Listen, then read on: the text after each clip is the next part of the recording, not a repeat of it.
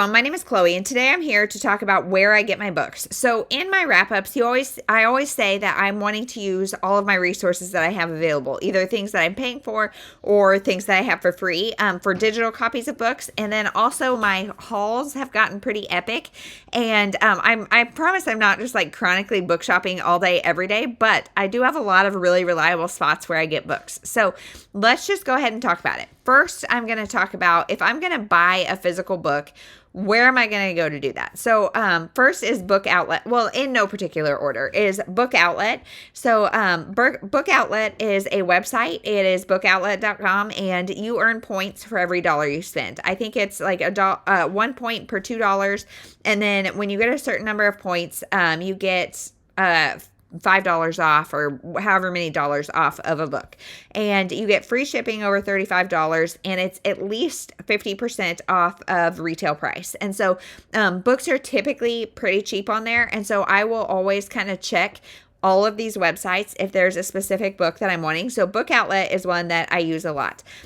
Also, Second Sale is another book that, or another place. This one has a lot of mass market paperbacks, and they currently are having a buy 3, get 1 free sale, free shipping at $10. And so if you're wanting a book that is probably a romance or a thriller that is in like a mass market size, they're not all mass market. I would just say that's where I get the majority of mass markets. But maybe that's not fair. There are all sizes and stuff of books, but that is where I go for that. Ebook, which is abebooks.com. I'll have all of these linked down below. It has more harder to find books, rare editions, special editions. There's typically more of those on Ebook. Not as great on discounts, but more hard to find books. Also, thrift books. Thrift books is honestly where I spend the majority of my time because they have a discount for any teacher. If you work in a school, if you're a homeschooler, whatever the case may be, all the time you get, you buy 4, get your 5th free.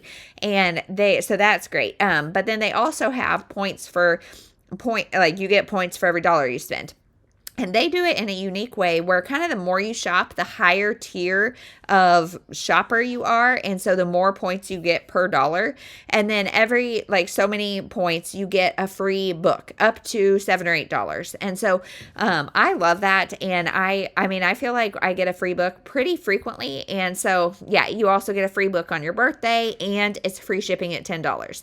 So if I'm looking for a specific book, I will go through generally all of those websites and see where I can get the best price. A lot of times on Second Sale or on Thrift Books, I will buy the requisite amount to get a free one. And shipping is it's free shipping over $10, which is normally just 1 or 2 books. I would say price point is generally $3 to $7 on books there. And you don't always get the cover that they show on there, which is really frustrating. However, their sales team or their return team, their customer service is awesome. So I'm not too worried about it, but yeah, there's that.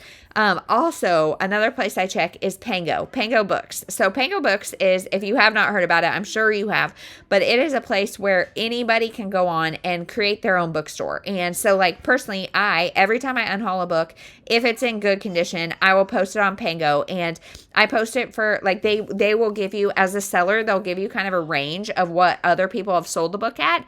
And I always sell it on the low end because my goal is just to move books out and get them to people who want them. But I love it. I would say the price point in general is higher, but as a seller, you can choose a discount over a certain amount. You can choose free shipping over a certain amount, whatever. So that varies seller by seller, but there are a lot of YouTubers, booktubers who are on Pango.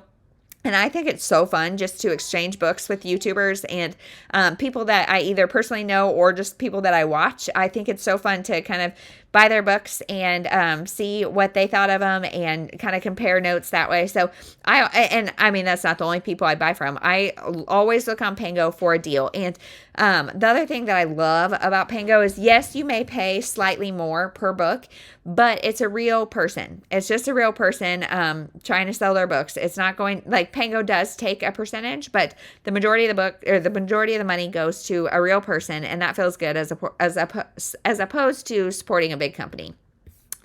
Of course, there's always Amazon. I very rarely shop on Amazon just because I love a well-loved book. And so some of these places have used, like, these are all not always well-loved, but they're all used books. Amazon, I do shop on, and they have the option to, like, buy used. And a lot of times that's actually from the same Thrift Books site. And so you can shop through Thrift Books or Amazon and sometimes get books from the exact same location. But they're like, I obviously prefer to just use Thrift Books directly.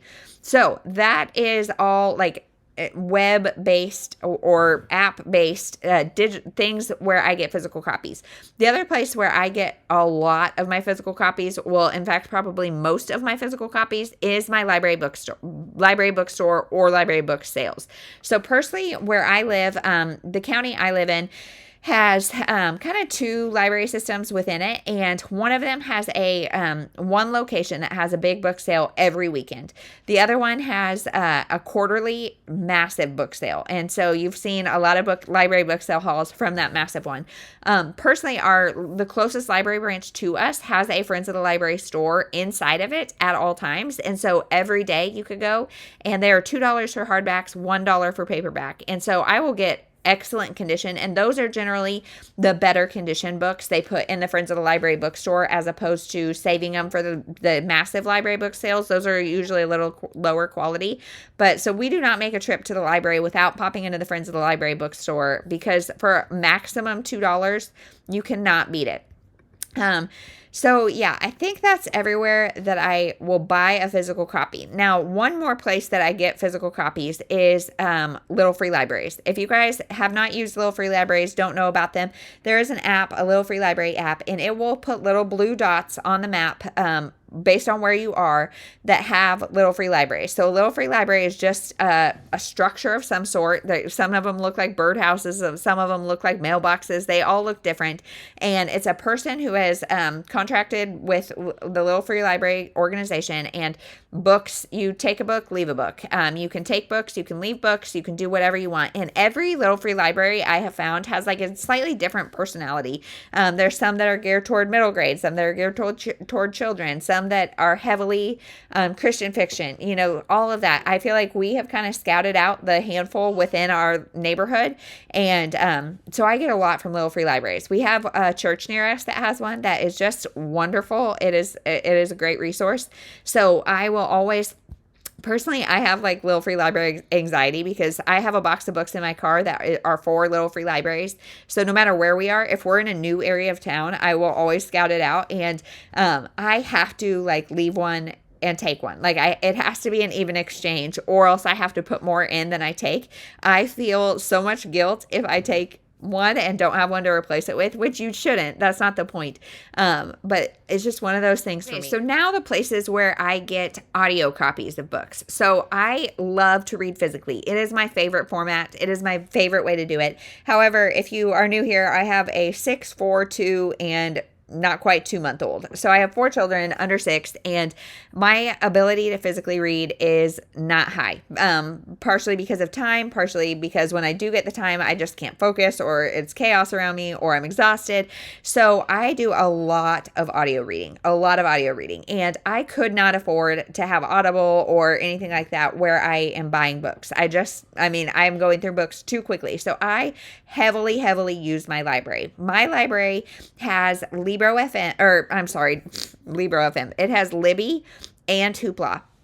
Now, there are some libraries. I don't have my phone with me. Hold on one second, because there are out-of-state, out-of-area libraries that allow you to get a card either for free or for a small fee. And so I have a couple of those. Hold on one second. Okay, so for Libro FM, or goodness gracious, I don't know why I keep saying that. For Libby, you can have as many library cards as you have on there. And so like you're not limited to just one, like you don't have to have different sign-ins, anything. You can just store all your cards there on Libby. So for me personally, I live in the Kansas City area. So we have our county libraries, but then we also have something called the Mid-Continent Public Library. And I'm not sure exactly what the boundaries are of that Mid-Continent, but if you are somewhere in the middle of, if somewhere in the Midwest, check and see if you have access to that, because that is honestly the biggest catalog that I have, the Mid-Continent Library. The physical branches are all on the Missouri side of Kansas City, and not something that we go to frequently, but digitally they are awesome. And if you live in this area, you can get both your county and that. Also, Sunnyvale Public Library, I think, is that maybe near Vegas? I'm not sure. But they have a free card that you can have regardless of if you live there or not. And then also my sweet darling sister who lives in California, she allows me to have her card as well. So, because she's not a reader, but she does have a library card. So I use Libby a lot. So, yeah, definitely there. And I know the amount of other cities or counties that allow free or you can pay for a card even if you don't live there. I know that kind of shifts. There was Broward County, the Brooklyn Public Library used to do it. And I'm not sure if those places still do. I'm sticking right now to completely free ones because, like I said, I have found quite a bit on that Mid-Continent. And so I haven't needed to buy any extra cards, but definitely something worth looking into. Also, Hoopla is something that my library provides. So with Libby, you have to wait. Every library has a certain number of copies of a certain book, and so your Libby may be much different than mine. It may not, and you have to wait. So if they have 5 copies and 5 people are using them, you have to wait. And then you have 2 to 3 weeks, depending on your library, and then you return it, etc. With Hoopla, those books are all there all the time. It doesn't matter how many people use them. If there's unlimited, I guess, amounts. And also, I think the Hoopla catalog is slightly more universal. I know other people, though, I've talked to, and they say it's on Hoopla and I can't get it, or vice versa. But I think the majority of titles, if I say they're on Hoopla, you can probably find them on Hoopla. So that is another thing to look into if your library offers it. Again, completely free. The other place is Spotify. So Spotify is not completely free. You do not get audiobooks for free. But as a Spotify premium member, you get 15 hours, I think, of audiobook listening for included in your premium membership. And we have been Spotify premium members or whatever forever. You can make playlists, all music in the world with no ads, and it is wonderful. And so the fact that they added audiobooks brought me so much joy. I did not know that until somewhat recently. And like I said, you get 15 hours, which I think is 15 hours of listening time. So if you listen at 2 times speed, that changes how much time you get. And the catalog there are quite a few books that I cannot find digitally anywhere else, but I can find on Spotify. So it's not my most used resource because, again, 15 hours is normally about a book and a half. But it is something I definitely check if I can't find it elsewhere.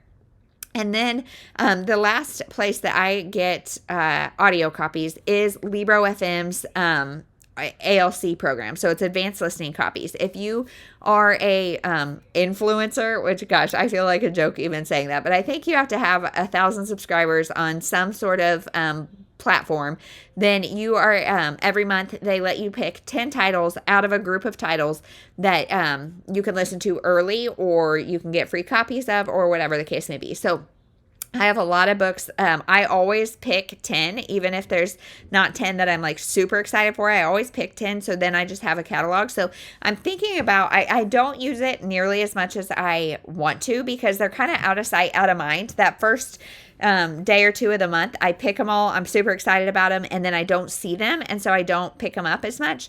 But I'm thinking about changing that up in the new year. We'll see. But so that is one more space. If you are a creator of any kind, that you can apply for that, and it's pretty great. I think they also have a teacher program. As a homeschooler, I do not qualify for it, but if you are a teacher, I believe you can get middle grade ARCs for free. So definitely check that out. And then last is ebooks. So I'm sorry. There's two more. Chirp is a website that you can sign up, and it's an app, and they send you deals every day of audiobooks that are on sale. So they may be $2, maybe $1, maybe $5, whatever the case may be. And if you buy them, there is the Chirp app, and you listen to books through that. Like I said, I have not been buying books on audio for a very long time because I just have plenty of options. But then I believe you own it forever. It's on the Chirp app. I'm not sure how user-friendly the Chirp app is because I have yet to use it. But I do have it on my phone. I do get the emails. And so I have a list of books that I can't find on audio anywhere else. So if the audio exists and we get a good deal, then I will definitely buy it. The other one is Scribd/Everand. I don't use that anymore. It is an audio and ebook service where they have audiobooks and ebooks, and you can supposedly listen unlimited. However, there is a cutoff where then all of your catalog disappears, and I'm not sure, like they're very not transparent about where that cutoff is, and it's just shady, and so I got personally offended or something, and but also I just don't feel like I need a paid service at this time, but I know a lot of people use Everand, and they have a lot of titles. It's just the ambiguity of they don't tell you up front how many hours you listen to, and I know it's some sort of algorithm where the more popular books take more of your usage, and so then it'll just cut you off. So you can't ever really plan on having Everand unless it's the beginning of your billing cycle. So that's why I don't do it. The last two places that I get books, I get ebooks. So not audio, but ebooks. One is Amazon First Reads. So if you are a Amazon Prime member, then every month you get the choice of 1 to 2 free ebooks. So they're either new releases or upcoming releases that you get to read early. And like I said, sometimes throughout the year, they'll say, hey, this month you get to pick 2, or you get to pick a short story bonus or something like that. And so every month I pick one of those, and it has exposed me to new authors, new titles. They're not going to be the most hottest titles in the whole world, but they do have quite a bit, and that it's really interesting. They have one in a lot of different genres. You get to pick from 8 or 10, and I really enjoy that. And then the last is similar to Chirp, and it's called BookBub. So BookBub is a website or an app that notifies you of Kindle deals. So every day I have it set so I only want to get notified about, you can set a wish list. So if there's certain books you're looking for, you can put those on a wish list. You'll get emailed anytime that book goes on sale. I personally just get the email that is free books, or free or 99 cents. And so every day I get a digest in the genres that I'm interested in of all the books that are free or 99 cents. And this is how I knew that When the Day Comes by Gabrielle Meyer was on sale. It was free. And so I got the email and saw, I had not put that on a wish list, but it was free. And so every day I get the email of free books, and you just click it and it takes you to Amazon. You say buy for free, and then it's in your Amazon it's in your Kindle. And so, like I said, every day it's not every day that you get super, super exciting ones. But Beaches and Bungalows was just on there. There's sometimes titles that I've definitely heard of, but I probably pick 2 or 3 every single day, which is not good for my Kindle. But I as much as I feel overwhelmed by my physical books being overflowing, I don't feel overwhelmed by my Kindle being overflowing. So I may or may not have 1,100 books on Kindle, but if you are a big ebook reader, that way you own them for free, because you don't have to return them. You own them. So we've talked about Kindle Unlimited. I've talked about it. I will link it down below. I won't get into that as a place I get my books because I don't use Kindle Unlimited, but it's not a loan system. BookBub is just telling you about books that are on sale or free, and so you own them forever. They're in your Kindle forever. So that is personally where I get my books. There is an overwhelming number of book resources, and like I said, Kindle Unlimited, Everand, things that I don't personally use right now, but I have in the past. And it kind of depends on what you're interested in and how much you read and what price you're willing to pay. But also those bargain sites, it makes it really hard to ever pay even close to a full price for a book. One that I did forget, though, is Book of the Month. That is the only time that I pay full price for a book. And that's because if you are a member of Book of the Month, you buy however many credits you want And every month you get to pick one book.